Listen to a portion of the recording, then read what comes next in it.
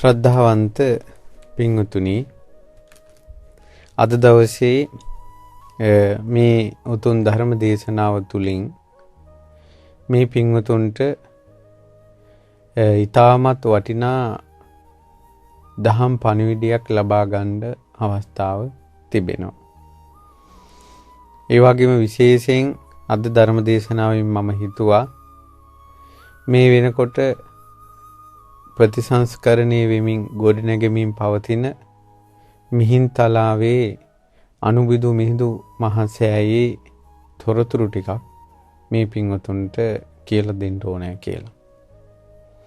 ඒ වගේ මේ සෑය කැණීම් කරද්දී මතුවන වස්තුන් පිළිබඳවත් මේ පින්වතුන්ට මතක් කරන්න කියලා කල්පනා කළා. පින්වතුනි, අපිට පිනක් දහමක් රැස් කර ගන්නවා කියන එක, පින් රැස් කර ගන්නවා කියන කාරණාව, කුසල් රැස් කර ගන්නවා කියන කාරණාව මේ බුද්ධ ශාසනයක විසින් අප විසින් කළ යුතුම දෙයක්. මොකද පිනෙන් සහ කුසලයෙන් තමයි එයාට ප්‍රතිපදාවේ හැසිරෙන්න ඕන ගුණධර්ම උපද්දවන්නේ. දැන් අපි ගත්තොත් එහෙම සතර සතිපට්ඨානෙ, සතර සම්‍යක් ප්‍රදාන වීරිය, ඊළඟට සතර ඉරිදිපාද, ඊළඟට පංච ඉන්ද්‍රිය පංච බල, ඊළඟට සත්ත බොජ්ජංග ආර්ය අෂ්ටාංගික මාර්ගයේ මේ තමයි ඍජුවම මාර්ගාංගයක් විදිහට. ඒ කියන්නේ අමා මහ නිවන පිණිස ඔහුගේ දිශාව මාර්ගය පෙන්වන්නේ සත්‍තිස් බෝධිපාශික ධර්ම වලින්. එතකොට සතර සතිපට්ඨාන ආර්ය අෂ්ටාංග මාර්ගය ආදී මේ මාර්ගාංග මේ විදිහට පුරුදු කරද්දී කෙනෙක් විහෙර විහාර කරනවා, චෛත්‍ය හදනවා, බෝධි මණ්ඩප හදනවා, ස්තූප වන්දනාව යනවා, දාන බෙදනවා, ධර්ම ශ්‍රවණය කරනවා. මේ ආදී ගොඩාක් පුණ්‍ය ධර්මයන්, ගොඩාක් කුසල ධර්මයන් මේ මිනිස්සු අද යුගයේ සිද්ධ කරනවා. ඒතර නිවන තියෙන ඒකායන මාර්ගය ආර්ය අෂ්ටාංග මාර්ගයයි කියලා එය අදහගත්ත ඒ සිහි කරන කෙනෙකුට සමහරවිට වචනයක් කියන්න පුළුවන්. ආර්ය අෂ්ටාංග මාර්ගය පුරුදු කරන්න තියෙද්දී මොකට චෛත්‍ය විහෙර විහාර බැඳ ඉන්නවද? මල් පූජාවල් මොකට කර ඉන්නවද? පළතුරු පූජාවල් මොකට කර ඉන්නවද? පැන් පූජාවල් මොකට කර ඉන්නවද? විහෙර විහාර කුටි සෙනසුන් හදා මොකට ඉන්නවද? මේකෙන් සත්වයා ප්‍රමාද වෙනව නෙවද කියලා කෙනෙක් කල්පනා කරන්න පුළුවන්. ඊට පස්සේ තවත් කෙනෙක් කියන්න පුළුවන් ආර්ය අෂ්ටාංග මාර්ගය කියලා කියන්නේ නිවනට තියෙන ඒකායන මාර්ගයයි. නමුත් ඒ පුරුදු කරන්නට ලොකු කුසල ශක්තියක්, ලොකු පුණ්‍ය ශක්තියක් තියෙන්න ඕන. ඒ නිසා අපි පින් රැස් කර ගන්නවා, කුසල රැස් කර ගන්නවා, සසර දුකින් අත් මිදීම පිණිස කියලා. ඉතින් කොහොම හරි මේ විදිහට සමාජයේ කතා අදහස් තියේදී සහ මිනිසු මේ විදිහට දහම් සාකච්ඡාවල් පවත්වද්දී අපි කොහොමද මේක බුදුරජාණන් වහන්සේ සරණ ගිය කෙනෙක් විදිහට අපි කරන කියන දේවල් හරියට තෝරා බේරගන්නේ කොහොමද? මේ පිළිබඳව අදහසක් තියෙනවා මිලිඳු රාජ ප්‍රශ්නේ. මිලිඳු රාජ ප්‍රශ්නයේදී මිලිඳු රජුරෝ නාගසේන මහරහතන් වහන්සේගෙන් අහනවා, ස්වාමීනි, ඒ භාග්‍යවත් වූ අරහත් වූ සම්මා සම්බුදුරජාණන් වහන්සේ ලෝකයට කලාතුරකින් පහළ වෙලා මුලමෙද අග පිරිසිදු ධර්මයේ දේශනා කරලා නිවන පිණිස පවතින ඒකායන මාර්ගය වූ ආර්ය අෂ්ටාංග මාර්ගය දේශනා කරනවා. බුදුරජාණන් වහන්සේ වදාළ ඒතානි රුක්ඛ මූලානි, ඒතානි අරඤ්ඤායතනානි, ඒතානි රුක්ඛ මූලානි ජායත භික්ඛවේ මා පමාදත. අන්න ගස්ගල් වන සෙනසුන් රුක් මුල් තිබෙනවා, ධ්‍යාන වඩන්න මා ප්‍රමාද වෙන්න එපා. ඉතින් බුදුරජාණන් වහන්සේ එහෙම දේශනා කළා තියෙද්දී අද භික්ෂූන් වහන්සේලා මේ චෛත්‍ය හදනවා, බෝධි හදනවා, විහාර හදනවා, මේ විදිහට විහෙර විහාර පින්කම් කරනවා. මේවා කරද්දී බුදුරජාණන් වහන්සේ නිවන පිණිස පවතින ඒකායන මාර්ගය කියලා දේශනා කරපු සතර සතිපට්ඨාන ආදී සත්‍තිස් බෝධිපාශික මාර්ග ධර්ම පුරුදු කරන්න අර භික්ෂූන් ප්‍රමාද වෙනවා නේද? ඒ භික්ෂූන්ට කැපයිද මේ විහෙර විහාර චෛත්‍ය බෝධි ආදී දේවල් හදන එක? ඊට පස්සේ නාගසේන මහරහතන් වහන්සේ වදාලා රජතුමනි උපමාවක් කියන්න නුවණැත්තාට උපමාවෙන් කරුණු වැටහෙනවා. එක ස්ථානයක රජතුමනි මනාව වැඩි ගිය මුල් කොටසේ අතු නැති මනාව වැඩි ගිය අඹ වෘක්ෂයක් තියෙනවා. මේ අඹ වෘක්ෂයේ අග මේ අතු අග පළදාවහට ගන්නවා ප්‍රණීත අඹ. එක්තරා සිද්ධ විද්‍යාධරයෙක්, ඒ කියන්නේ මන්ත්‍ර බලයෙන් ආකාශයෙන් යන පුජ්‍යලෙක් ආකාශයෙන් ඇවිල්ලා අර අඹ ගහෙන් අඹ ගෙඩියක් කඩාගෙන අරගෙන යනවා. එයා ප්‍රණීත රස තියෙන මියුරු අඹය අනුභව කරනවා. එක්තරා දුර්වල පුජ්‍යලෙක් ඔය ගහ ළඟට එනවා. ගහ ළඟට එනකොට මෙයා සිද්ධ විද්‍යාධරයෙක් නෙවෙයි. එතකොට මෙයාට මේ ගහේ තියෙන අඹ ඈත ඉඳලම දැකලා අඹ සුවඳට, පැහැයට, හැඩයට අඹ ගෙඩිය කණ්ඩ ආසයි හිතෙනවා. එහෙම කණ්ඩ ආසයි තියලා මෙයාට මෙයා ගහේ නගින්න බෑ, විශාල අඹ ගහක් මේක අත් දෙකෙන් අල්ල ගන්න බෑ ගහ. එතකොට මුල අතුත් නෑ. ඉතින් මෙයා කල්පනා කරනවා මම මේ කොහොමද මේ අඹේ කන්නේ කියලා මෙයා කල්පනා කරලා මෙයා කැලේට යනවා. දැන් රජතුමනි බලන්න අඹ ගහ මෙහි, මෙයා යන්නේ වෙන කොහෙවත්. ඊට පස්සේ ගිහිල්ලා මෙහා කැලේ කෙලින් තියෙන ලී දඬු හොයනවා. බලන් රජතුමනි අඹ කන්න ඕන, අඹ ගහ මෙහි, මේ මිනිසයා කැලේ ලී කපනවා. ඊට පස්සේ අර පොඩි ලී දඬු කපනවා, පුංචි වැල් කපනවා. එහෙම කපලා ඉනි මඟක් හදනවා. රජතුමනි මෙහි අඹ අන්න අර මිනිස්සෙක් ඉනි මඟක් හදනවා. ඊට පස්සේ අර ඉනි මඟ අඹ ගහ මෙයා උස්සගෙන එනවා. දැන් අඹයි කන්න ඕනේ, මෙන්න බරක් කරගහලා. ඊට පස්සේ අඹ ගහේ තියෙනවා. අඹ ගහේ තියලා මෙයා ඉනි මඟෙන් නගිනවා අඹ ගහට. අඹ ගහට නැගලා එයා රාතු දිගේ පරිස්සමට ගිහිල්ලා අඹ ගෙඩියක් කඩාගෙන භුක්ති විඳිනවා. රජතුමනි අර සිද්ධ විද්‍යාධරයා ආකාශයෙන් ඇවිල්ලා මේ අනුභව කරපු ඒ අඹ ගෙඩියෙත් ඉනිමම් බැඳලා ගිහිල්ලා අනුභව කරපු අඹ ගෙඩියෙත් රසයේ වෙනසක් නැහැ, මියුරු අඹ. උපමාවක් රජතුමනි මම මේ කිව්වේ. සම්මා සම්බුදු කෙනෙක් ලෝකේ පහළ වෙනකොට කල්ප ගණනක් පූරිත පින් තියෙන ජනයා බුද්ධ කාලේ පහළ වෙනවා. 80 මහා ශ්‍රාවකයන් ඇතුළු ශ්‍රාවක පිරිස. ගොඩාක් දෙනා බුදුරජාණන් වහන්සේ සංසාරේ පෙරම් පුරනකොට පෙරම් පුරු සංසාරේ මහ බෝධිසත්වයන්ගේ පිරිවර වෙලා හිටපු අය. සංසාරේ බුදුරජාණන් වහන්සේගේ වචනෙට කීකරු වෙලා හිටපු අය, බෝධිසත්වයන්ගේ වචනෙට බෝධිසත්වයන්ගේ වචනෙට කීකරු වෙලා ළඟ හිටපු අය. සම්මා සම්බුදු කෙනෙක්ගේ වචනෙට කීකරු වීම ගැන අහන්න දෙයක් නැහැ. මේ වගේ ඒ අය පූරිත පින් ඇතිව අහන එකම ධර්ම ශ්‍රවණේ භාග්‍යතුන් වහන්සේගේ ප්‍රතිපදාව මාර්ගයේ පෙන්වීම තුලින් ඔහු ඒ දිශාව කරා යනවා. ඉක්මනින් මාර්ගඵල අවබෝධ කරනවා. ඒ අයට අමෝතුවෙන් පින් දහම් කුසල් දහම් අමුතුවෙන් මේ ජීවිතේ රැස් කරගන්න කියලා දෙයක් නැහැ. සංසාරේ පින ඔක්කොම කුසලේ රැස් කරගෙන ඉන්නේ. නමුත් මහරජ ලෞතුරා සම්මා සම්බුදුරජාන් වහන්සේ ජීවමාන කාලේ 80 මහා ශ්‍රාවකයන් වහන්සේලා ජීවමාන කාලේ මාර්ගඵල අවබෝධ කරගන්න බැරුව ඈතකට ගියා කියන්නේ එයා පිනෙන් දුර්වල කෙනෙක්.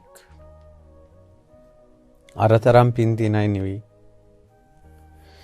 එතකොට රජතුමනි ඒ වාගේ අය නොලැබූ මාර්ගඵල ලබා ගැනීම පිණිස, නොලැබූ ශාසන පිහිට ලබා ගැනීම පිණිස පින් කරනවා, කුසල් කරනවා. ඒ පිනෙන් ඒ කුසලෙන් නොලැබූ මාර්ගඵලය උපද්දවන, නොලැබූ සරණ බුද්ධ ශාසනයේ පිහිට පිළිසරණ ලැබලා දෙනවා. රජතුමනි මෙහෙම එකක්. සංඝයා මුල් වෙලා උවැසියන් මුල් වෙලා විහෙර විහාර චෛත්‍ය බෝධි මණ්ඩප මම්මාවත් ආරාම වනසෙනසුන් ඉදි කරන බව හැබෑව. රජතුමනි අර උපමාව දැස මොහොතක් සිහි කරන්න. අඹ කන්න බැරි මිනිසයා වනයේ පැත්තට ගියා තමයි අඹ ගහ එක පැත්තක වනයේ වෙන පැත්තක.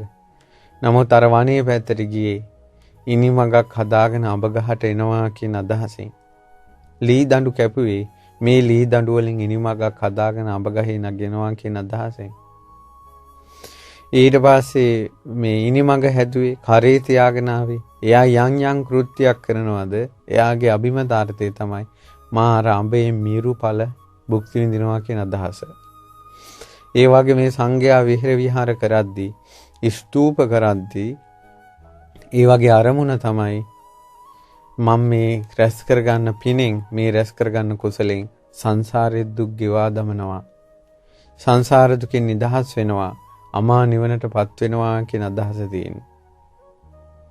නාගසේන මහරහතන් වහන්සේ මේ යුරු වචනෙන් මිලිඳු රජුරවන්න මේ දහම් පරයය විස්තර කොට වදාලා.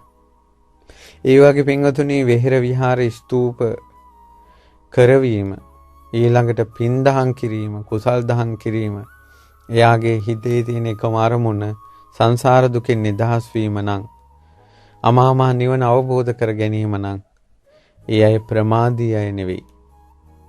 ඒ අය බුද්ධ ශාසනයේ පිළිසරණක් නොලබන අය නෙවෙයි. ඒ අයට ශාසන රැකවරණේ තියෙනවා. අපි තර්කයට වැඩිය යථාර්ථයේ දිහා සත්‍ය දිහා තමයි දකින්න ඕන පින්වත්නි. ඉතින් පින්වතුනි මිහිඳු මහ සෑය මේ වෙනකොට මිහින්තලාවේ හැදෙමින් පවතිනවා. බුදුරජාණන් වහන්සේගේ ඌර්ණ රෝම ධාතුව තැන්පත් මිහින්තලා මහා ස්තූපයේ පර්වතයේ මුදුනේ තිබෙනවා. ඊට පස්සේක අනුබුදු මිහිඳු මහරහතන් වහන්සේගේ ශ්‍රීමත් ධාතු තැන්පත් මහා සෑය ගරා වැටිලා වල් බිහි වෙලා වනසත්තු ලගින මිනිස්සුව වඳින්න පුදන්ට යන්නේ නැති තැනක් බවට පත් වෙලා තිබුණා. ශ්‍රී මිහිඳුපුර අටවක පින්කම් සංවිධානය කිරීමත් එක්ක පින්වත් ලොකු ස්වාමීන් වහන්සේ ලංකාව පුරා අනුබුදු මිහිඳු මහරහතන් වහන්සේගේ ගුණ ගඳ කියමින් සිංහල ජාතියට කෙලෙහි ගුණ දක්වන්න සිංහල ජාතිය ආධ්‍යාත්මික ගුරුවරයාණන් වූ අනුබුදු මිහිඳු මහරහතන් වහන්සේ කෙරෙහි කෘතගුණ දක්වන්න සිංහල මිනිස්යාව හුරු කෙරෙව්වා පුරුදු කෙරෙව්වා. එහි ප්‍රතිඵලයක් විදිහට තමයි මෙතර ඉක්මනට අනුබුදු මිහිඳු මහරහතන් වහන්සේගේ සෑය ප්‍රතිසංස්කරණය කිරීමට ආරම්භක අවස්ථාව උදා වුණේ. ඉතින් මේ වෙනකොට සෑය රජාණන් වහන්සේගේ මූලික කටයුතු ආරම්භ වෙලා තියෙන්නේ. දැන් ගරා වැටුණ වල් බිහි වුණ සෑයක් පිරිසිදු කළා පිළිසකර කරනවා කියන එක සුළුපටු දෙයක් නෙවෙයි පින්වත්නි. මම ඒක මගේ හිතෙන් හදලා කියන කාරණාවක් නෙවෙයි. මම ඔබට අතීතයේ වෙච්ච සිද්ධියක් කියලා දෙන්න. පින්වතුනි අපේ බුදුරජාණන් වහන්සේගේ කාලේ මහරහතන් වහන්සේ නමක් වැඩ හිටියා. මේ මහරහතන් වහන්සේගේ නම පබංකර. මේ පබංකර කියන මහරහතන් වහන්සේ පින්වතුනි බුදුරජාණන් වහන්සේ මුණ ගැහෙන්න ඇවිල්ලා බුදුරජාණන් වහන්සේගේ ධර්මයේ අහද්දී එක ආසනේම අරහත්ත්වයට පත්වෙච්ච කෙනෙක්. ඒ කියන්නේ දෙතැනක බණ අහලා නැහැ. අහපු පළවෙනි බණෙන්ම ඒ ආසනේම අරහත්ත්වයට පත් වුණා. ඊට පස්සේ මේ රහතන් වහන්සේ පස්සේ කාලේ ආපහු දිවසින් බලනවා මම මේ ජීවිතේ නිකලෙස් වෙන්න මම මොකද්ද කරපු පින කියලා. එහෙම බලනකොට මේ ස්වාමීන් වහන්සේට මේ රහතන් වහන්සේට පේනවා මේ පුණ්‍ය සංස්කාරය රැස් කරලා තියෙන්නේ මීට බොහෝ කාලයකට පෙර. මෙයා ඒ කාලේ වනයක් රකින්න කෙනෙක්. කියන්නේ කැලේ අපි කියමු වන ආරක්ෂක නිලධාරී කියලා අද කාලේ නිලයක් තියෙන්නේ. ඒ වාගේ වන ආරක්ෂක නිලධාරී කෙනෙක් රජයෙන් පත් කරපු. හැබැයි නිලය තලයේම තිබ්බට ගමේ දුප්පත් මිනිසෙක්. මේ මිනිස්සු ඉතින් කැලේ කටයුතු බලන්න එහෙ මෙහෙ යනවා. 아무තු කටයුත්තක් නැහැ. යා වනේ බලනවා, රකින්නවා. ඊට පස්සේ මෙයා දැක්කා මේ ගස් වැවිච්ච, අතු කඩාගෙන වැටිච්ච, කටු රැවණි වලින් මේ ගානේ විච්ච ධාතු සෑයක්. ස්තූපයක්. හරියට මිහිඳු සෑය තිබ්බා වගේ. එතකොට ඒ සෑය දැකලා මේ පබංකර දැන් රහතන් වහන්සේ දිවසින් දකින්න අර වනකාර්මිකයා ගරු සිතක් ඉපැද්දුවා කියනවා. ඒ කියන්නේ උතුම් සිතක්, ගෞරවණීය සිතක් ඉපැද්දුවා කියනවා. අනේ ධාතු සම්පත් සෑයක් නේද කියලා. බුදුරජාණන් වහන්සේගේ ධාතු සම්පත් සෑයක් නේද කියන ගරු සිතක් ඉපැද්දුවා. දැන් ওই ගරු සිත අද ඉන්න වර්තමාන සමාජයට ඉපදෙනවාද කියන ප්‍රශ්නේ තියෙන්න ඕන. අද සෑයකට මේ කොල්ල කුරුට්ටු ගිය ගමන් ධාතු සම්පත් සෑයක් නේද කියන අදහස ගරු සිත නෙවෙන්නේ. ලාමක සිතක් එනවා. හොඳ view එකක් තියෙනවා ෆොටෝ එකක් ගහන්න. හොඳ ලොකේෂන් එකක් කියලා. එතකොට එයාට උපදින්නේ ගරු සිතක් නෙවෙයි. එහෙනම් ෆොටෝ එකක් ගහන්න හොඳයි, ලස්සනයි, ඇවිදින්න හොඳයි. කියලා අර එහෙම එකක් එන්නේ. අනේ බුදු දැන් අපි කියන රුවන්වැලි මහසෑය කියලා. ද්‍රෝණයක් ධාතුන් වහන්සේලා වැඩි ඉන්න සෑය නේද කියලා. ඒ සිත ගරු සිතක්. ඒ චේතනාවයි කර්මයේ රැස් වෙන්නේ. අඟුලිමාල මහරහතන් වහන්සේගේ 1000ක් ධාතුන් වහන්සේලා වැඩ ඉන්නවා නේද අඟුලිමාල මහසෑයේ කියලා හිතනකොට ඒ උපදින්නේ ගරු සිතක්. මීගුණ සෑයට ගියොත් බුදුරජාණන් වහන්සේගේ ග්‍රීවා ධාතුන් වහන්සේ වැඩ ඉන්නවා නේද? ලලාට ධාතුන් වහන්සේ වැඩ ඉන්නවා නේද මේ චීරුවිල මංගල මහසෑයේ කියලා අර ධාතු තැන්පත් සෑයක් නේද කියන එක ගරු සිතක් පින්වත්නි. ඊට පස්සේ මෙයාට ගරු සිතක් ඉපදුණා. මම ඒ අපදානේ තියෙන විදිහට මේ විස්තරي කියන්නේ. කියනවා මට ඒ ගරු සිතක් ඉපදිලා මා මෙසේ කල්පනා කළා. උතුම් ධාතුන් වහන්සේලා තැන්පත් සෑයක් මේ විදිහට වල් බිහි තිබෙද්දී, ගරා වැටි තිබෙද්දී, කටුවකුලින් වැසී තිබෙද්දී අපි සැනසille සතුටේ ඉඳලා මොකටද මේ වගේ සෑයක් දැක දැක අහක බලාගෙන යන්නේක මට සුදුසුද කියලා හිතුණා කියනවා. අන්න රහත් වෙන්න පින් උපද්දවපු සිටිවිල්ල. රහත් වෙන්න පින් උපද්දවපු සිටිවිල්ල. සෑයක් ගරා වැටිලා තියෙද්දි, සෑය වල් බිහි වෙලා තියෙද්දි, කටු රැවණි වලින් වැහිලා තියෙද්දි මම අහක බලාගෙන යන්නේක සුදුසුද කියලා හිතුණා කියනවා. නිවන් දකින්න පින් උපද්දවන අය මේ ලක්දෙරණේ දුර්ලභ නිසාද ඒ වාගේ අය මිහින්තලාවට නොගිය නිසාද මන්දා එකල මිහිඳු සෑය වනයෙන් වැසී තිබුණා. ගස් වලින් වැහි තිබුණා. ගොඩක් වල්ලි වල තිබුණා. මිනිසුන්ට ගිහිල්ලා දන ගහලා වඳින්න පුළුවන් පරිසරයක් තිබෙන්නේ. අනේ යසයට මිනිසු ගිහිල්ලා මිහින්තලාවේ අර ආරාධනා ගලට ගිහිල්ලා ෆොටෝ ගහනවා. ඊළඟට වටේ ඇවිදිනවා. අනේ මේ ලක්දිරණට මේ උතුම් ශ්‍රී සද්ධර්මයේ දායාද කරපු අනුබුදු මිහිඳු මහ රහතන් වහන්සේගේ සෑය වල් බිහි වෙලා ගරහා වැටිලා මිනිසුන්ගේ ගෙවල් තට්ටු ගණන් වලට හදාගෙන තියෙනවා. මිනිසුන්ගේ ගෙවල් ලස්සන කරගෙන තිබෙනවා. පරණ ගෙවල් කඩලා අලුත් සැම්පලේට ගෙවල් දොරවල් හදාගෙන තියෙනවා. යාන වාහන වලින් මිනිස්සු යනවා. පිට රටවල් වල මිනිස්සු යනවා. ඉඩ කඩන් අරගෙන නොයෙක් වෙළඳ ව්‍යාපාර ව්‍යාපෘති ආරම්භ කරනවා. රජයන්ද අවුරුදු 5න් 5ට මාරු වෙනවා. ඔවුන්ද මම්මාවත් හදමින් නොයෙක් කිලිසෙල්ලන් දමමින් මේ රටේ රජකම් කරනවා. අමාත්‍යවරුද නොයෙක් නාමයෙන් පත් වෙනවා. එනමුත් මේ ලක්දෙරණට ශ්‍රී සද්ධර්මයේ දායාද කරපු අනුබුදු මිහිඳු මහ රහතන් වහන්සේගේ සෑය ගරා වැටිලා. ගරු සිතක් ඉපදින්නේ කාටවත්. සෑය වල් බිහි වෙලා මේ ලංකාවට පින්පව් ගැන කියලා දුන්නේ මිහිඳු මහ රහතන් වහන්සේ. කුසල් අකුසල් ගැන කියලා දුන්නේ මිහිඳු මහ රහතන් වහන්සේ. මේ ලංකාවේ පුරාවටම ධාතු ස්තූප තියෙන මිහිඳු මහ රහතන් වහන්සේ නිසා මේ ලංකාව පුරාවට උතුම් බෝධි මණ්ඩප තියෙන්නේ මිහිඳු මහරහතන් වහන්සේ නිසා. මේ ලක් දෙරණේ පිරිත් හඬ ඇහෙන්නේ මිහිඳු මහරහතන් වහන්සේ නිසා. මේ ලක් දෙරණේ සාදු හඬ ඇහෙන්නේ මිහිඳු මහරහතන් වහන්සේ නිසා. දිව්‍යම් බමුණු සහිත ඒ දිව්‍ය බ්‍රහ්ම ලෝකවල සත්වයෝ මේ පෘථුවියේ වෙන තැනකට නෙවෙයි යන්නේ. මේ ලක් දෙරණටයි ද්‍රෝණයක් ධාතුන් වහන්සේලා ජයශ්‍රී මහ බෝධින් වහන්සේ වඳින්න පැමිණෙන්නේ. දෙවියන් බඹුන් මේ ලක් දෙරණට කැඳෙව්වා. මේ ලක් දෙරණ අතහැරලා යන්න බැරි විදිහට ශ්‍රද්ධා බන්ධණයෙන් බැඳෙව්වා අනුබුදු මිහිඳු මහරහතන් වහන්සේ. දෙවියන් බඹුන් මේ ලක් දෙරණේ පය තැබෙව්වා. ගස්ගල් වන පර්වත යකුන් යක්ෂණියන් අදහගෙන හිටපු මේ මනුස්ස වර්ගය නොයෙක් ලේන් රුධිරයෙන් බිලි පූජා පවත්වමින් යාදෙනි කරපු මේ ලක් දෙරණේ මල් පහන් පුදා සුවඳ දුමින් ඉතිරි පැතිරි ගිය උවැසුවැසියන් බිහි කෙරෙව්වා. පුද පූජා වන්දනා කරන සංඝ දාන පූජා කරන පින් කරගන්න ලක් දෙරණක් ඇති කළා. මේ ලක් දෙරණේ සිංහල මිනිස්සු අමාමා නිවනටපත් වුණා.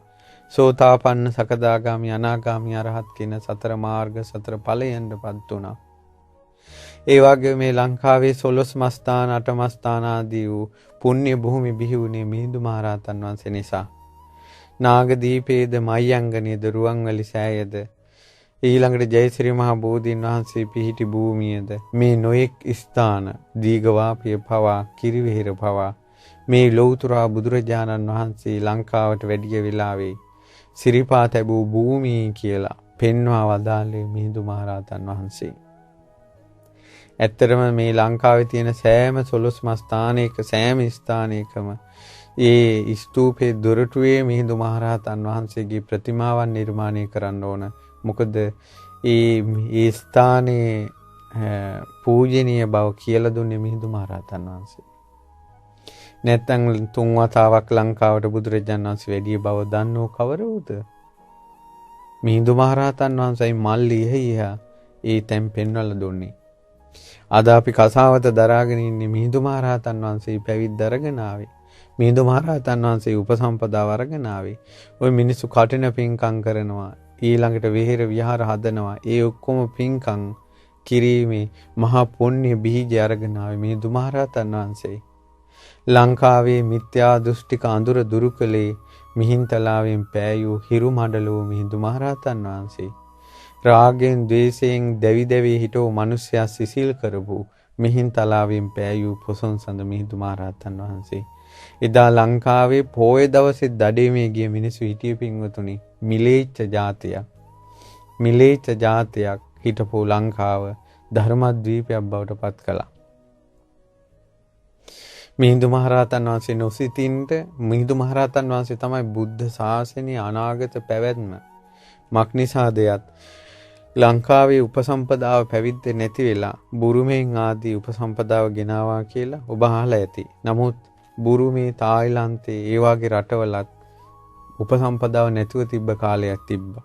ඊට පස්සේ මිහිඳු මහරහතන් වහන්සේගෙන් ලැබිච්ච මහා විහාරීය උපසම්පදාව කල්යාණි නදියෙන් ඒ සීමා මාලක වලින් උපසම්පදා ලබාගෙන නැවත බුරුම රටට ඒ රටවල් වලට නැවත ගිහිල්ලා තියෙනවා.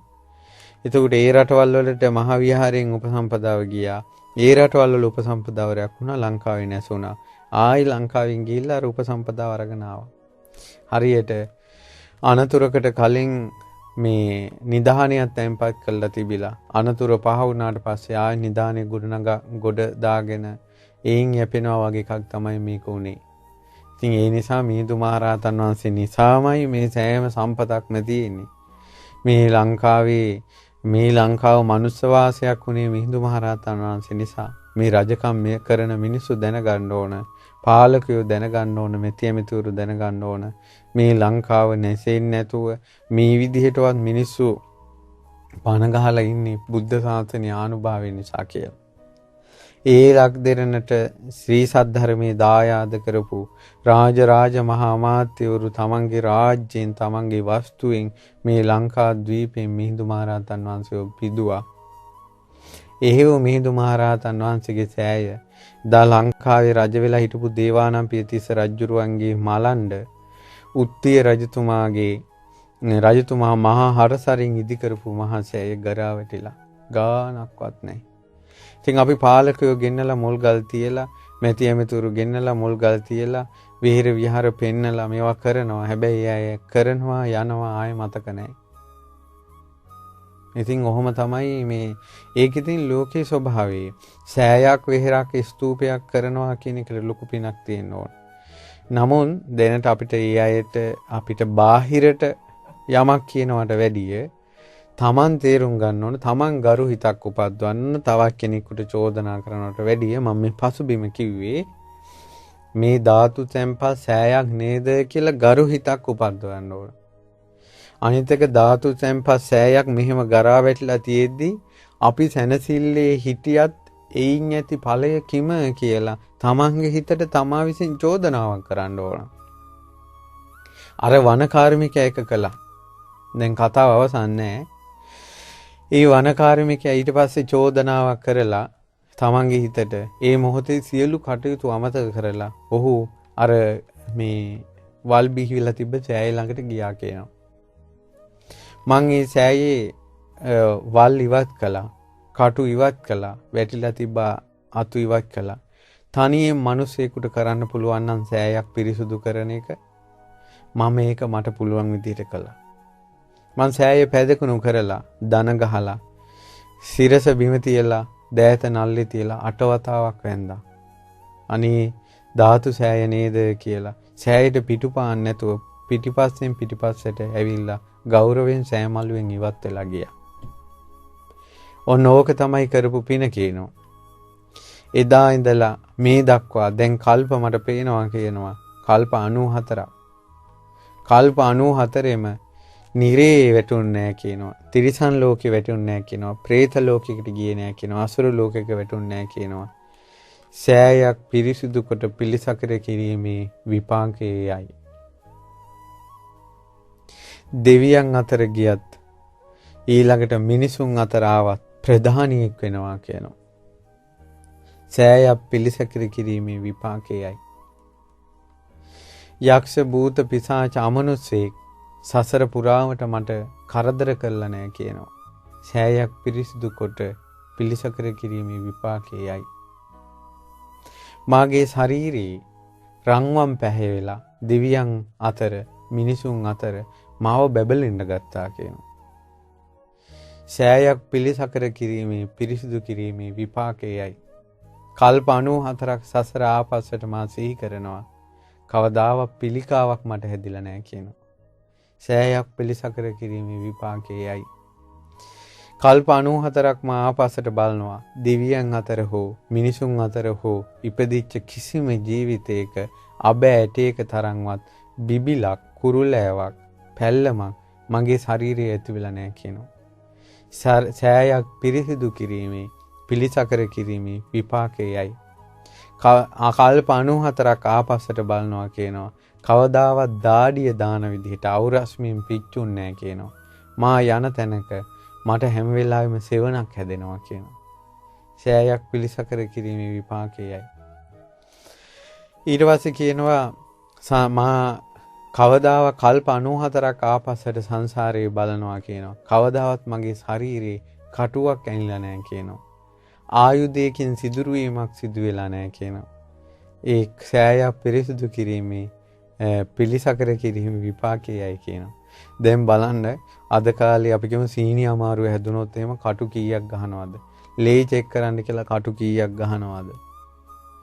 ඊට පස්සේ එහෙම ඇවිදිනකොට කකුල් වල කටු කොච්චර ඇිනවද? ඔපරේෂන් කියලා කොච්චර අවියාවද වලින් ශරීරයේ පසාරු කරනවද? සෑයක් පිළිසකර කිරීමේ විපාක කල්ප 94ක් ආපස්සට බලනවා. ශරීරේ කටුවකින් සිදුරුන්නේ නැහැ කියන්නේ. ඊට පස්සේ කටු සහිත වනාන්තරවල මම ගියා කියනවා. අරුමේ බලන්න පුදුමේ බලන්න කියනවා. කටු අනිත් පැත්තට හැරුණා කියනවා. අඩියේ තියෙනකොට චෛත්‍යයක් පිළිසකර කරපු පින්බලයට. ඒ කියන්නේ ඒ පබංකර මහරහතන් වහන්සේ තමන්ට වෙච්ච දෙය මේ කියන්නේ.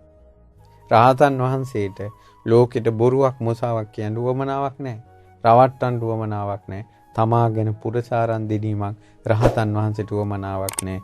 ඒ සංයෝජනීය රහතන් වහන්සේලා ප්‍රහාණය කළා. රහතන් වහන්සේලා ඒ සංයෝජනේ ප්‍රහාණය කළා. ඊට පස්සේ කියනවා මේ විදිහට සක්විති රජ වෙච්ච ඊළඟට දිව්‍ය රාජ්‍ය ශක්‍ර දේවේන්ද්‍රයා වෙලා ඉපදිච්ච ජීවිත ගැන විස්තර කරන ගොඩාක් ඉපදිලා සෑයක් පිරිසුදු කිරීමේ පිළිසකර කිරීමේ විපාකයයි කියනවා. ගෞතම බුදුරජාන් වහන්සේගේ ශාසනයේ මමත් මනුස්ස ලෝකෙ ඉපදුණා. ගෞතම සම්මා සම්බුදුරජාණන් වහන්සේගේ ශාසනයේ මා ධර්මයේ ශ්‍රවණය කළා. මගේ හිත මනාව එකඟ වුණා. වහා සිත එකඟ වෙනවා කියලා යමක් මට සිදු වුණාද? සමාධිය ඇති වුණාද? ධ්‍යාන ඇති වුණාද? සෑයක් පිරිසිදු කිරීමේ පිළිසකර කිරීමේ විපාකයයි. ලෞතර සම්මා සම්බුදුරජාණන් වහන්සේ ධර්මයේ දේශනා කරනකොට එකම ආසනයේ ඉඳලා ඒ එකම ආසනෙන් අරහත්ත්වයටපත් වුණා කියනවා. ආපු වෙලාවෙම එකම ආසනේම අරහත්ත්වයටපත් වුණා කියලා යමක් ඇද්ද? අහෝ ස්තූප පිරිසුදු කිරීමේ පිළිසකර කිරීමේ විපාකයේ දෙස බලන්න. මම දාෂ්ට සමාපatti ලබා ගත්තා. ත්‍රිවිද්‍යාව ලබා ගත්තා. බුදුරජාණන් වහන්සේ ගෞරවයෙන් ඇසුරු කළා. මේ වනාහි පබංකර මහරහතන් වහන්සේගේ සංසාර අපදානය. එතකොට බලන්න අපි නොදන්නවා වුණාට සද්ධාවෙන් කරපු දේ ඔහු මේ මහා පුණ්‍ය සංස්කාරයට පෙළඹෙව්වේ ගරුසිත. අනේ ඒකයි මම ඔය පහුගිය දවස්වල ධර්ම දේශනා කරද්දි කිව්වේ පන්සලේ සෑමලුවේ වල් ඉවලා බෝමලුවේ බෝකොළ වැටිලා මේ ඊළඟට හතර පීරුවේම බල්ලෝ බලල්ලු පැට්ටු දැම්මට පස්සේ ගෙනත් දාන්නේ පන්සලට. පන්සල මේ ජරා වෙලා මිනිස්සු ටයිල් අල්ලපු ගෙවල් වල තට්ටු ගෙවල් වල ගෙවදර මල් මේ ලස්සන මල් හදාගෙන ලස්සනට ඉන්නවා. ලෞතර බුදු කෙනෙක්ගේ වෙහෙර හිතන්නේ චෛත්‍ය හාන්දුරන්ගේ චෛත්‍ය කියලා. බෝධි හාන්දුරන්ගේ බෝධිය කියලා හිතන්නේ. විහාරය හාන්දුරන්ගේ විහාරය කියලා හිතන්නේ. අනේ බුදු කෙනෙක්ගේ සෑයක් නේද? බුදු කෙනෙක් සම්බුදු වෙන මොහොතේ සෙවන සැලසූ බෝධිය නේද? බුද්ධ ප්‍රතිමාව තැන්පත් විහාරය නේද කියලා ගරුසිතක් උපදවන්නේ. මොකක් හරි හාන්දුරොත් එක කෝන්තරයක් හරි කහටක් හරි තිබ්බොත් ඒ කහට මුළු පන්සල පිටින්ම යවනවා. හාන්දුරොත් එක කහටක් හිතට ආවට පස්සේ අහක බලාගෙන යනවා පන්සල් ළඟින් යනකොට අහක බැලුවේ පන්සල කියන්නේ මොකද්ද? බෝධිය, සෑය, විහාරේ ඒව සහිත ගොඩනැගිලි සහිත විහාරේනේ අපි පන්සල කියන්නේ. අහක බලාගෙන ගියේ බුදු කෙනෙක්ගේ සෑය ධාතු සම්පත් රහතුන්ගේ ධාතු සම්පත් සෑය දිහා නේද? බෝධිය දිහා නේද? ඒ සෑයට බෝධියට විහෙරට පිටුපාගෙන ගියාපු කර්මයේ සංසාරේ ඉන්නේ නැද්ද? මේ පව් ඔක්කොම ගෙවා දමන්න අපගේ අනුබුදු මිහිඳු මහරහතන් වහන්සේගේ සෑයට වත් පිළිවෙත් කරන්න ඕන. දැන් සෑයේ කටයුතු ආරම්භ වෙලා තියෙනවා. මේ පෙබරවාරි මාසෙ වෙනකොට සෑයේ පාදමේ කටයුතු සිද්ධ වෙනවා. ඉන් මාසයක් අමාරක් ගිය තැන ඔබගේ අතින්ම gadol තැම්පත් කරලා gadol බඳින්න අවස්ථාව ලැබෙනවා. ඉතින් ඔබට ගිහිල්ලා ඔබගේ දරු පවුල් පිටින් ගිහිල්ලා පුංචි ඈයන්ට පවා ආතර gadolක් දීලා අනේ කඳු පිය ගැට පෙන නැගගෙන සංසාර දුක් ගෙවා දැමීම පිණිස අපගේ ආදි ගුරු දේවෝත්තම අනුබුදු මිහිඳු මහරහතන් වහන්සේට සේවාවත් පිළිවෙත් කරන්න පින්වත්නි. අපි කොයිතරම් ඇත්තටම ගත්තත් අපි ලංකාවේ කොතනක හරි අපි පන්සල් විහෙර විහාර අපි හදාගෙන හිටියට ඒ කොනක පොඩි කහටක් තියෙනවා. ඒ තමයි මේ ලක්දිරණට ශ්‍රී සද්ධර්මයේ දායාද කරපු මිහිඳු මහරහතන් වහන්සේගේ ධාතු සෑය අබලන් වෙලා දිරා ගිහිල්ලා. ඉතින් ඒ නිසා අපි මුළු ලංකාවෙම තරාතිරමක් නැතුව ඇත්තටම කියනවා නම් පහළ පඩිපෙළේ ඉඳලා ජනාධිපතිගේ ඉඳලා gadol අදින්න ඕන. ඇත්තටම ಗುಣධර්ම තේරෙනවා නම් මෙති ඇමතිවරු පවා gadol අදින්න ඕන සෑයට. මිහිඳු මහරහතන් වහන්සේගේ සෑයට. මේ ලංකාවට තියෙන මෝසල සාප ඔක්කොම ටික නැති බංගස්ථාන වෙලා යනවා. හරියට සද්ධාවේ මිහිඳු සෑය කළා නම් මේ ලංකාව ගොඩනගන්න අමාරු. මේ ලංකාවට සංස්කෘතියත් මේ ලංකාවට මේ තියෙන සભ્યත්වයත් යහපතත් උදා කරලා දුන්න මිහිඳු මහරහතන් වහන්සේගේ සෑය හැදුවා නම් මේ ලංකාවේ තියෙන සියලු කඩාවැටීම් බිඳ වැටීම් ඊයින්ම හරියනවා. මිහිඳු සෑයට වෙච්ච අබලන් බව ඊළඟ ගරා වැටීම වල් බිහිවීම තමයි සිංහල ජාතියගේ කඩා වැටීම, සිංහල ජාතියේ වල් බිහිවීම. මිහිඳු මහ සෑය හදාගන්න තියෙන දුෂ්කරතා තමයි මේ ලංකාවේ සිංහල ජාතිය හදාගන්න තියෙන දුෂ්කරතාවය. ගොඩනගා ගන්න තියෙන දුෂ්කරතාවය. මිහිඳු මහ සෑය හදලා මිහිඳු මහ සෑයේ කොත් පළඳලා ඒ බුද්ධ ශාසනයට පූජා කරන දවසක් වේද එදාට තමයි සිංහල ජාතියේ තුම්බියක් දුරු වෙන පිරිත් හඬ ඇහෙන්නේ. එදාට තමයි සිංහල ජාතියටම ආශිර්වාද සැලසෙන්නේ. දැන් සිංහල ජාතිය කඩා වැටිලා ඉන්නේ පින්වත්නි. ඒකයි. අඩුම තරමේ හරි ජාතියක් ගොඩනගෙන එක රටක් ගොඩනගෙන එක පසෙක තැබේවා. නමුත් ඒ ගඩොලෙන් ගඩොල තැම්පත් කළා සෑයක් හදලා රංකොත පළඳලා සිළුමිණ පැලඳුවේ නෑනේ අර වනේ හිටපු වනාරස්සක මිනිසයා. තමන්ට ශක්ති පමණින් වල් ටික ගලවලා සුද්ධ කරලා සෑයට වැන්දා. ඒ පිනත් නිවනට ආවනම් මිහින්තලාවේ කඳු පාමුල ඉඳලා වැලි ටිකක් උඩට ඇදලා ගඩොල් ටිකක් උඩට ඇදලා ඒ ශ්‍රම දාන වලට සහභාගී වෙලා ආධාර උපකාර කරලා පින් කරගත්තොත් ඒක නිවනට උපකාරී වෙන්නේ නැහැ කියලා කාටද කටක් කරලා කියන්න පුළුවන්. ඒකයි පින්වතුනි අපි පවා මම පවා පෞද්ගලික අවස්ථාවල් ලැබිච්ච ගමන් ගිහිල්ලා මිහිඳු සෑයට ශක්ති පමණින් එක ගඩොලක් හරි තියලා පින් කරගෙන එනවා. අපි නිකන් මේ මිනිසුන්ට නිකන් පේන්න කතා කරන්න අපි ලොකු ස්වාමීන් වහන්සේ අපිට කියලා නැහැ. අපිට පින් කරන ගමන් පින අනිත් අයට පින අනුමෝදන් කරන එකක් තමයි අපිට හුරු කරවලා තියෙන්නේ. ඉතින් ඒ නිසා මිහිඳු මහ සෑය හදන පින්කමට සහභාගී වෙන්න. ඔබ දන්නවද අපගේ ලෞතුරා සම්මා සම්බුදුරජාණන් වහන්සේ දවසක් මෙසේ වදාලා. ඒ තමයි එදා බුදුරජාණන් වහන්සේ ලිච්ඡවි රජදරුවන්ගේ ආරාධනාව පිට තුම්බියක් දුරු කිරීම පිණිස රජගහ නුවර ඉඳලා මඟදී ඉඳලා ලිච්ඡවි රාජධානියට විශාලා මහනුවරට වැඩම කළා.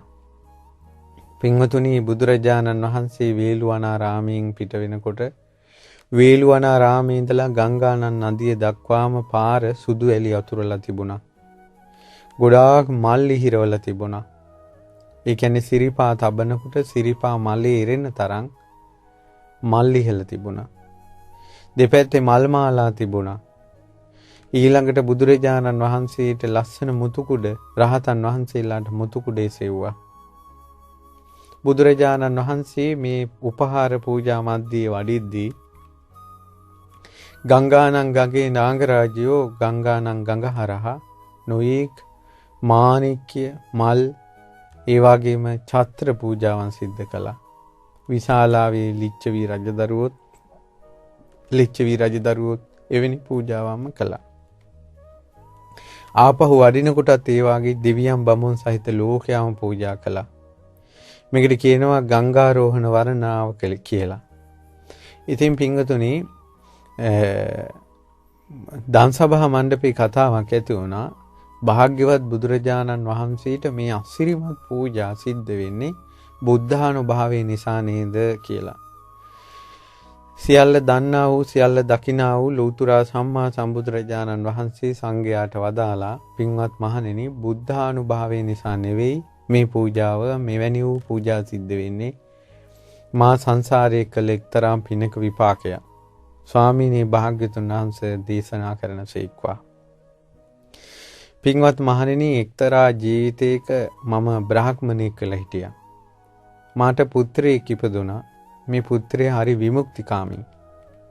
ඔහු යෝන් වියටපත් වුණාට පස්සේ මගෙන් ඇවිල්ලා ඇහුවා පියාණෙනි මේ දුකෙන් නිදහස් වීමක් ඇද්ද? සංසාරයෙන් නිදහස් වීමක් ඇද්ද? ඒ විමුක්තියට මාහට යන්න ඕන.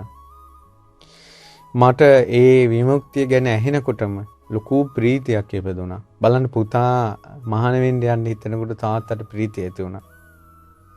මං කිව්වා පුත්‍රය ඔය විමුක්තිය ගැන කතා කරන උත්තමයෝ ඉන්නේ ඉසිපතනි බාරාණසියේ ඉසිපතනි පුත්‍රය උඹේ දිසාවට ඵලයන් කියලා. ඒ බාරාණසි ඉසිපතනේ එකල පසේ බුදුරජාණන් වහන්සේලා වාසය කරපු භූමියක් වුණා. ඉතින් අර පුත්‍රයා ඒ දිසාවට ගියා. ගිහිල්ලා පසේ බුදුරු දැකලා ඇතිවෙච්ච චිත්ත ප්‍රසාදයෙන් ඒ පුත්‍රයාද තමා විසින්ම චතුරාර්ය සත්‍ය අවබෝධ කළා. පසේ බුදුරජාණන් වහන්සේ නමක් බවට පත් වුණා. මට මතක හැටියට ඒ පුත්‍රයාගේ නම සුසීම. සුසීම පසේ බුදුරජාණන් වහන්සේ. සුසීම පසේ බුදුරජාණන් වහන්සේ පස්සේ කාලෙක යම් හේතුවක් නිසා තරුණ කාලයේම පිරිනවම් පාවා දාලා.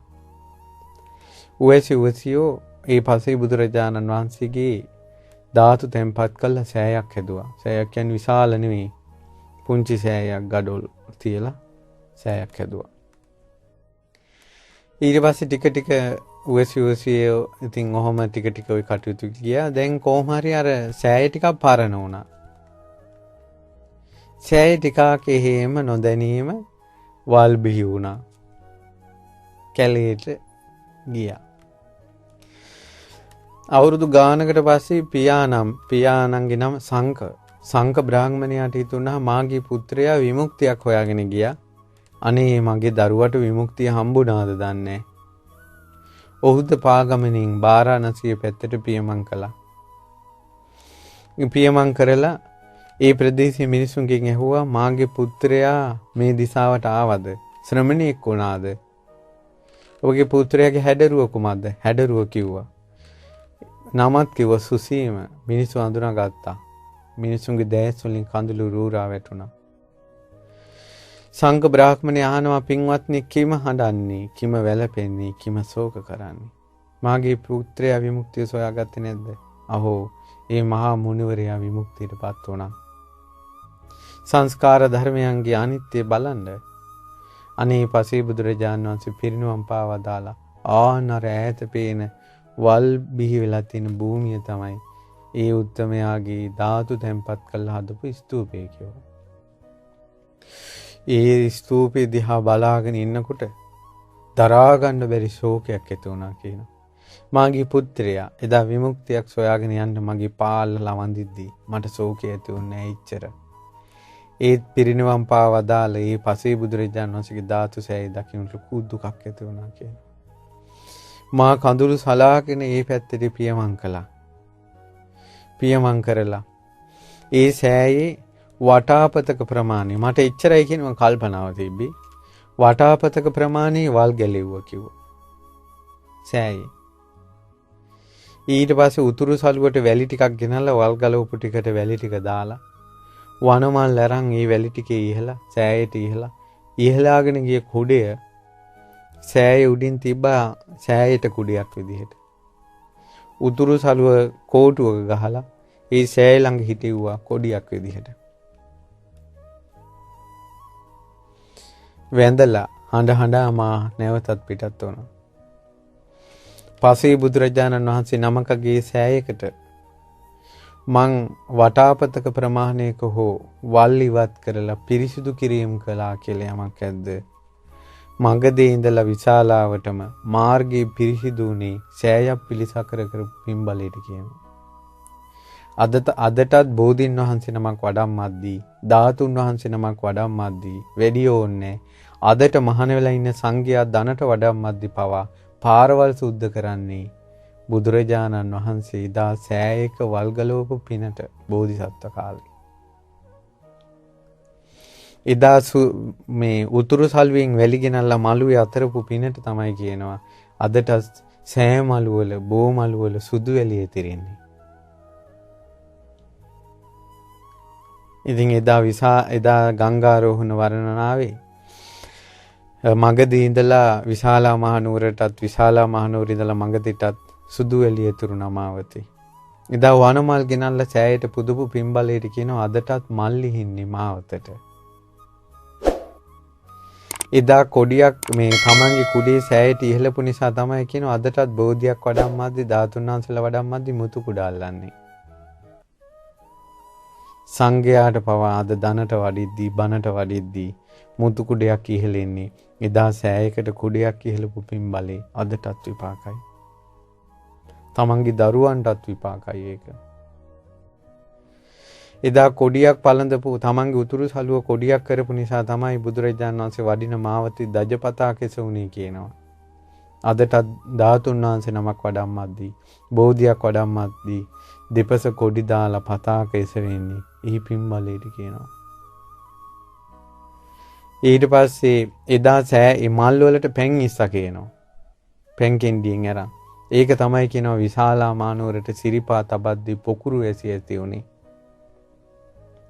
මේ විදිහට පිනේ විපාක අපි දන්නේ නැති වුණාට මේ සෑයක් පිළිසකර කරනවා කියන එක ගොඩනගනවා කියන එක ලේසි දෙයක් නෙවෙයි. එදා වසඹ රජතුමා තමන්ගේ ආයුෂ ගෙවි තිබෙද්දී මේ ගරා වැටිලා තිබ්බ සෑයවල් පිළිසකර කරන්න ගත්තා. රාජ්‍යයෙන් අවුරුදු 12කට ආයුෂ තිබුණ රජතුමා අවුරුදු 44ක් මේ ලක්දෙරණේ දිට්ඨ ධම්ම වේදිනිය වශයෙන් මාරක දුර වෙලා ආයුෂ වැඩි වුණා. නිසා මාරක දුර වෙලා ආයුෂ වැඩින පින්කම තමයි ගරා වැටුණු සෑයවල් පිළිසකර කිරීම. මේ ලංකාවේ මිනිස්සයාට බැලු අත මාරකනේ පින්වතුනි.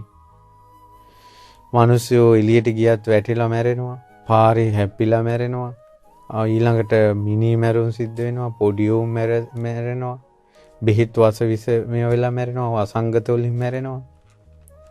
අඩු වයසෙන් මැරෙන මාරක හැමතැනම තියෙනවනේ.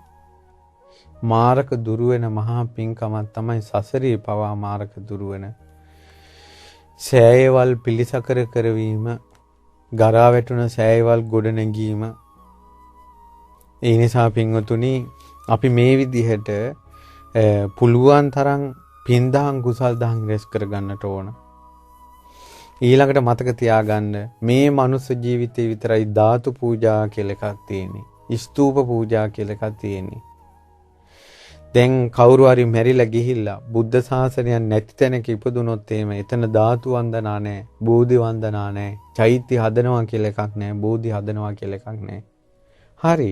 ඔබ නමුත් කරගත්තේ යම් පින්බලයකට දෙව්ලොව ඉපදුනොත් දෙවියන්ට චෛත්‍ය හදනවා කියලා එකක් නැහැ. ධාතු කරඬු ස්තූප මවන්න පුළුවන්. හැබැයි තමන්ගේ අතින් පියගට පෙළ නැගගෙන ගඩොල් වැලි ඔසවාගෙන ගිහිල්ලා ස්තූපයක් කරවන පින ඒ විදිහට දෙවිවරුන්ට නැහැ. බ්‍රහ්මයන්ට පවා නැහැ. නාගයින්ට පවා නැහැ.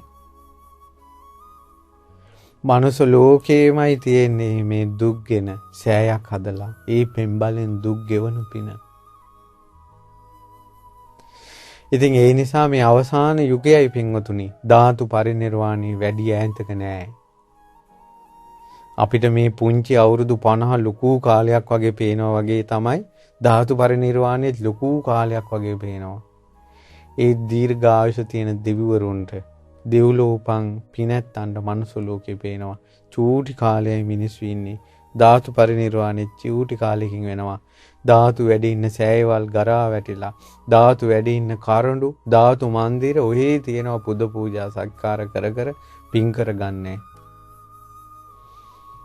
ඉස්සර මිනිස්සු නිතර ධාතු පූජා ධාතු ක්‍රීඩා වේදෙනවා කියලා කළා තියෙන්නේ. කියන්නේ මේ තමන්ගේ හිත පිනා යන අරමුණක් තමයි ධාතුන් වහන්සේලාට වන්දින පුදන එක.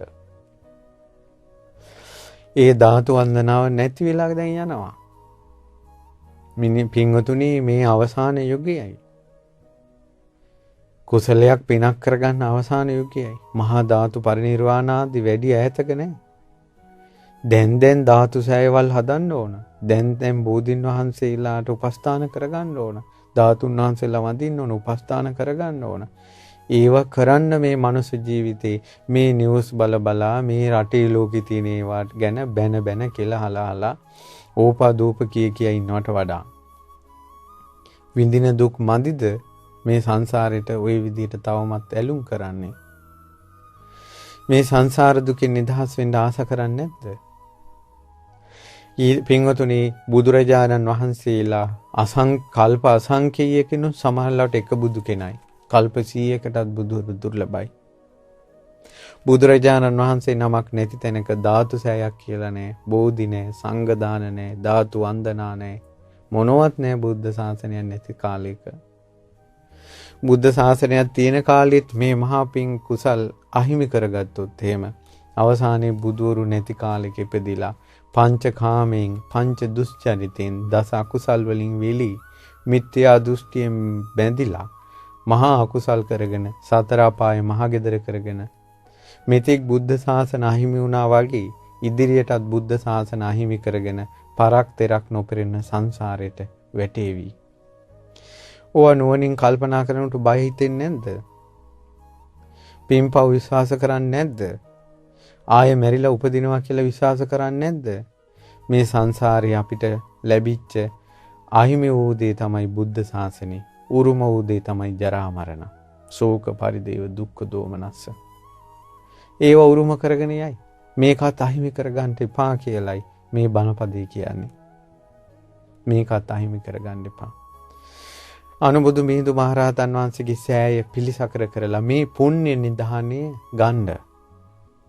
තමා සමගින් අනුගාමික නිදානයක් වූ තමන්ටම පීඨ පිළිසරණ තියෙන මහා පුණ්‍ය විපාක තියෙන ස්තූප පිළිසකර කිරීම මහා ස්තූප ගොඩනැගීමේ පින උරුම කරගන්න. ඒ පුණ්‍ය නිදානය ගන්න. මිහිඳු මහ සෑය හදද්දී ওই නිදානේ තමයි පහළ වෙන්නේ.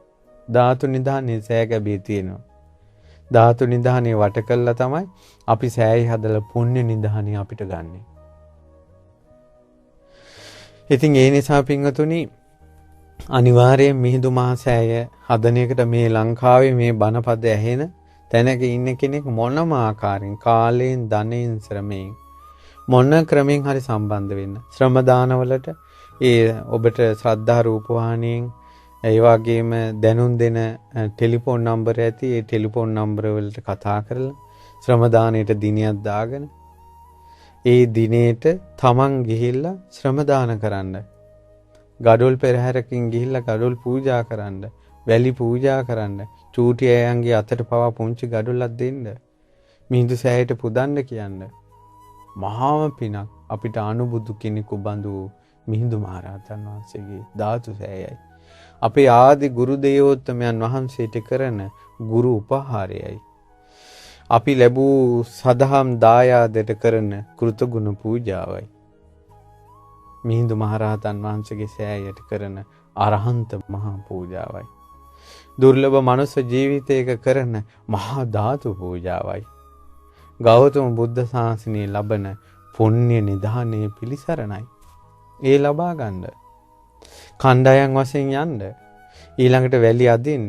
ඊළඟට විශේෂ ශ්‍රම දානයක් කරන්න මිහින්තලියට ගියාට පස්සේ ඒ තමයි විශේෂ ශ්‍රම දානය තමයි ගඩොල් වැලි අදිනවා වගේම යම් වෙලාවක් පැයක් විතර අරගෙන පිරිසිදු කිරීම කටයුතු කරන්න.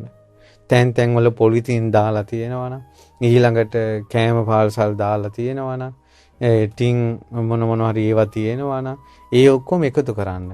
ඒක පුරාවිද්‍යා භූමියක් නිසා අපි දන්න විදිහට ඒ භූමියේ ගිනි තියන්න තහනම් පොලිතින් එහෙම මම දන්න විදිහට ඒවා ඔබගේ උර බෑග් එකට දාගෙන ඇවිල්ලා කොහේ හරි මේ ඉඳුල් තියෙන තැනකට දාන්න.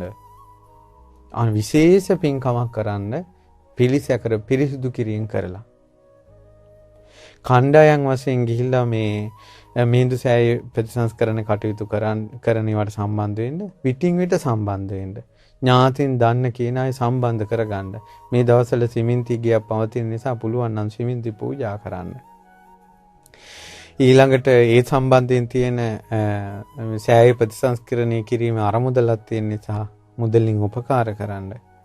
ඥාතින් එකතු යන්න මේ මහා පින රැස් කරගන්න. ඉතින් ඒ නිසා මේ පුණ්‍ය මේ පණිවිඩය තමයි ඔබට මම මේ ධර්ම දේශනාවෙන් ලබා දෙන්න කියලා කල්පනා කළේ. ඉතින් විශේෂයෙන් අවසාන වශයෙන් කියන්න ඕන මට ළඟදී මේ අවුරුදු 20ක විතර මේ පුංචි දුවෙක් ලස්සන මනෝ ප්‍රසාදනී ස්තූපයක් හදලා මට ඒක විස්තර කළා. ඉතින් මේ මනෝ ප්‍රසාදනී ස්තූපය ඔබට මිහිඳු සෑය හදන්න ශක්තියක් වෙවි කියලා හිතලා මම අවසානට ඒක මතක් කරනවා. ඒ දරුවා හිතෙන් මෙහෙම සෑයක් හදනවා. ඒ තමයි මේ සම්පූර්ණ මහ පොළොව බදාමයක් කරගෙන සතර මහා සාගරයේ ජලයෙන් බදාමය අනලා මහමේරු පර්වතයෙන් ගඩොල් කපලා සෑයක් හදලා ඊළඟට මේ සක්වල තියෙන සුදුවන් වලාවෝ කිරිසයුරේ සුදුවන් දියරෙන් දිය කරලා හුණු පිරියම් කරලා සෑම සක්වලකම තියෙන චන්ද්‍ර මණ්ඩල එකතු කරලා රංකොත හදලා සෑම සක්වලකම තියෙන හිරු මණ්ඩලවල් එකතු කරලා සිළුමිණ පලන්දවලා ඊළඟට සෑම දෙවිවරුන්ගේම සෑම බ්‍රහ්මයන්ගේම සෑම නාගයන්ගේම දිව්‍ය සලු වලින් කංචුකයක් අරගැසලා පුම් මඳාරා පරසතු මල් ඉසරවලා මේ නොයෙක් තරු ඒ සෑයට ගුවනින් ඇදහැලෙන පිච්ච මල් කරලා ඊළඟට ඒ දෙවියන්ගෙන් බ්‍රහ්මයන්ගේ ශරීරයෙන් විහිදෙන ආලෝක ඒ ස්තූපේ වටා දැල්වූ පහන්සේ තබලා අබෑටයක් පමණ නමුත් බුදුරජාණන් වහන්සේගේ ධාතුන් වහන්සේ නමකට ওই විදිහේ මහ සෑයක් කළොත් ගගන තලයේ නැමැති නිල්වන් තනකොළ පිට්ටනිය ඒක මගෙන් ඇහුවා ඒ දුව ඒ බුදුරජාණන් වහන්සේගේ අබෑටයක් පමණ ධාතුන් වහන්සේට ඒ සෑයත් ඇතිද කියලා ඇහුවා. ඒ සෑය ඇතිද කියලා ඇහුවා. උත්තරේ තමයි එහෙමවත් බුදු කෙනෙක්ගේ ධාතුන් වහන්සේ නමකට කරන උපහාරය එපමණකින්වත් ප්‍රමාණවත් නැහැ පින්වත්නි. බුදුරජාණන් වහන්සේ අනන්ත ගුණ ඇතිසේක. සකල සම්පත්තියෙන් පිදුන් ලැබීමට සුදුසු වනසේක. ඒ භාග්‍යතුන් වහන්සේගේ හදමණ්ඩලෙන් උපන් ඖරස පුත්‍ර වූ මේ සදහම් දායාදේ හදමණ්ඩලිය රඳවාගෙන ලක්දෙරණට පැමිණි මිහිඳු මහරහතන් වහන්සේගේ සෑය මේ විදිහටවත් හදන එකට අපි සම්බන්ධ වුනේ නැත්නම් අපේ මනුස්සකමෙන් අපේ සිංහලකමෙන් අපේ බෞද්ධකමෙන් ඇති ඵලයකිම ඒ නිසා මේ ධාතු උපහාරයට ඈත රටකින්ද වුණත් සාදු කියලා අනුමෝදන් වෙන්න. ඉතින් මේ පින්දහම් රැස් කරගෙන ගෞතම බුද්ධ ශාසනයේ දුර්ලභ පින්කම් කරගන්නටත් ශාසන රැකවරණේ සලසා ගන්නටත් වාසනාව ලැබීවා කියලා එක ඉතින් පිහිටපතනවා ආශිර්වාද කරනවා අනුබුදු මිහිඳු මහරහතන් වහන්සේගේ අරහත් ගුණේ ආනුභවයෙන් ඔබට සිත් වේවා.